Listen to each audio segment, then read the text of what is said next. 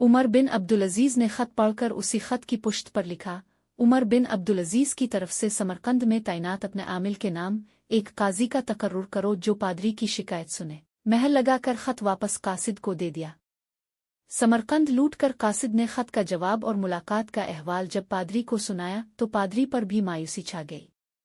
इसने सोचा, क्या ये वो खत है जो मुसलमानों के इस अजीम लश्कर को हमारे शहर से निकालेगा? उन्हें यकीन था कागज का ये टुकड़ा उन्हें कोई फायदा नहीं पहुंचा सकेगा, मगर कोई और रास्ता भी न था। चुनांचे खत लेकर डरते डरते अमीर लश्कर और हाकिम समरकंद कतबा बिन मुस्लिम के पास पहुंचे। कतबा ने खत पढ़ते ही फौरन एक काजी का तयन कर दिया जो उसके अपने खिलाफ समरकंदियों की शिकायत सुन सके।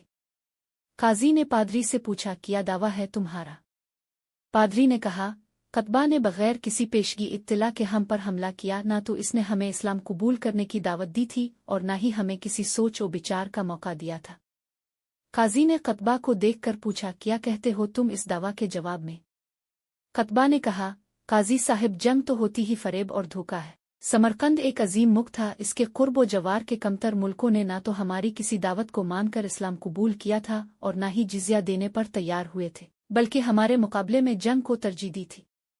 समरकंद की ज़मीनें तो और भी सरसब्ज़ शादाब और ज़ोर आवर थीं। हमें पूरा यकीन था कि ये लोग भी लड़ने को ही तरजीह देंगे। हमने मौका से फ़ायदा अलिफाट आलिफ और समरकंद पर कब्जा कर लिया। काजी ने कतबा की बात को नज़रअंदाज करते हुए दोबारा पूछा, कतबा, मेरी बात का जवाब दो। तुमने उन लोगों को इस्लाम कबूल करने की दावत, जिजिया और फिर जंग की खबर दी थी? कतबा ने कहा, नहीं काजी साहिब, मैंने जिस तरह पहले ही अर्ज़ कर दिया है कि हमने मौका से फ़ायदा अलिफाट आलिफ था।